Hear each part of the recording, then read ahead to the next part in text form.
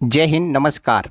आप सभी का एक बार फिर स्वागत है आपके अपने एकमात्र भरोसेमंद यूट्यूब चैनल सैनिक समाचार इंडिया में एक नए वीडियो के साथ, जिसमें हम एक ऐसे सुझाव की बात करेंगे यदि वो लागू होता है तो वन रैंक वन पेंशन में जेसीओ और जवानों को बहुत ज़्यादा फ़ायदा हो सकता है। साथियों, हम हमेशा देखते हैं कि चाहे पेंशन का रिवीजन हो चाहे सैलरी का रिवीजन हो, हमेशा जेसीओ और जवानों के साथ में अन्याय होता है, क्योंकि जो अफसरशाही है वो पेंशन और पे के रिवीजन में हावी हो जाती है और अपनी पेंशन और पे ज़्यादा बढ़ा लेते हैं, जिसका नुकसान है जो जवानों और जेसीओ को भुगतना पड़ता है। और जो पेंशन का बजट है वो हमेशा निर्धारित होता है। यदि उस पेंशन के बजट में से एक महकमा या एक जो संघ है वो यदि ज़्यादा उसमें पेंशन विड्रॉ करता है तो बाकी जो बचे हुए हैं उनको बची हुई पेंशन ही मिलेगी। बजट में एक्स्ट्रा या सरकार की जो नीति है कि रक्षा बजट में कटौती की जाए, तो उसकी समस्या का समाधान किसी एक एक्स सर्विसमैन ने अपने ट्वीट के जरिए पब्लिकली किया है और वो सुझाव काबिल तारीफ़ है।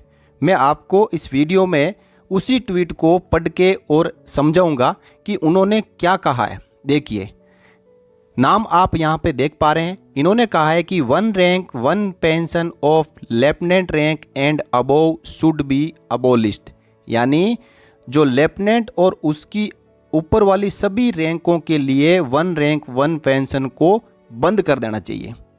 They get enough amount in normal pension, क्योंकि उनको जो साधारण पेंशन मिल रही है, जो सर्विस या डिसेबिलिटी पेंशन मिल रही है, उसमें ही उनको पेंशन की भरमार मिल रही है, यानी उनको खूब सारी पेंशन जो है नॉर्मल पेंशन में ही मिल जाती है।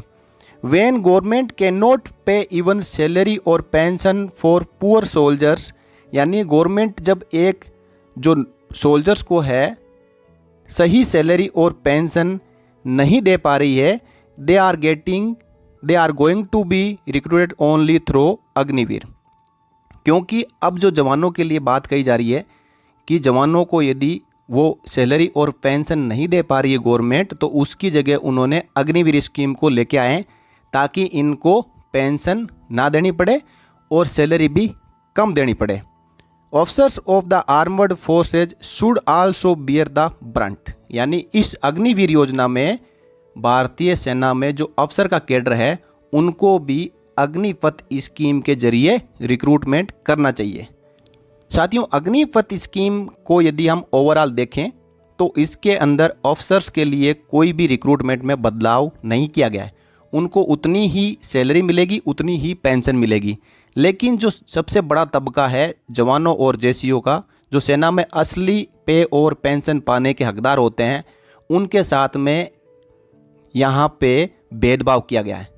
और इस कमेंट को यदि सही तरीके से कोई पढ़े तो इसके मायने बहुत है। बहुत ही गंभीर कमेंट है। मैंने भी पढ़ा, मुझे लगा बात इसमें सही कही जा रही है, तो मैंने आप सबके साथ में शेयर करने का सोचा। साथियों, ऐसे जवान हमारी सेना में बहुत कम है जो खुलकर बात करते हैं।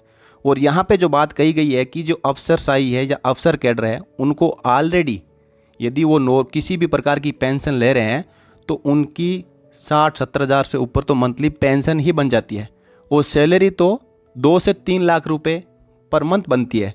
लेकिन एक जवान को जो सैलरी है 50 हज़ार रुपये के आसपास बनती है भत्तों को मिला के, और पेंशन बनती है 20 हज़ार रुपये के आसपास, और डीए मिला के 23 से 25 हज़ार रुपये पर मंथ बन सकती है।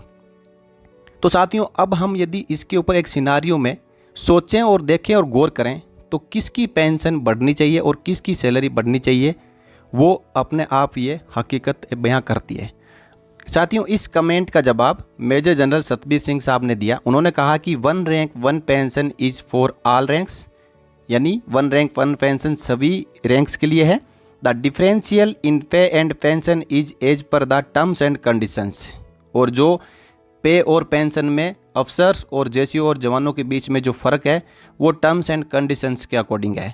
Your comment is not right, यानी आपका कमेंट सही नहीं है। तो साथियों, इस कमेंट के बारे में आपकी क्या राय है, आप ज़रूर बताइएगा, क्योंकि जो सबसे ज़्यादा यदि नुकसान हो रहा है तो आप लोगों का हो रहा है। आप इसके बारे में राय ज़रूर दें और ऐसे ही बातों को खुलकर रखने में अपनी हिम्मत दिखाएं, क्योंकि साथियों अब तक जो अन्याय जेसीओ और जवानों के साथ में हो चुका है, ऐसा ही अन्याय आगे भविष्य में ना हो, इसके लिए आपको आगे आने की ज़रूरत है। अब इसमें बात कही गई है कि जो टर्म्स एंड कंडीशंस है, यानी अफसरशाही और जवानों के लिए अलग अलग जो पे और पेंशन का अंग्रेजों ने नियम बना के चले गए, वो टर्म्स एंड कंडीशन अभी भी लागू होती है। और कहा कि आपका कमेंट है जो सही नहीं है। लेकिन साथियों, मैं इस कमेंट का सपोर्ट करता हूँ कि जिसको ऑलरेडी ज़्यादा मिल रही है उसकी ज़्यादा बढ़ाने की ज़रूरत नहीं है, लेकिन जिसको बिल्कुल ही कम मिल रही है उनको कम से कम बराबर नहीं तो 100 और 80% का रेशियो में लाना चाहिए। जो संविधान हमें अधिकार देता है, समानता का अधिकार, वो सब के ऊपर लागू होना चाहिए। तो साथियों, इस वीडियो में इतना ही। मिलते हैं अगले वीडियो में एक और लेटेस्ट अपडेट के साथ। तब तक के लिए जय हिंद, जय भारत, वंदे मातरम।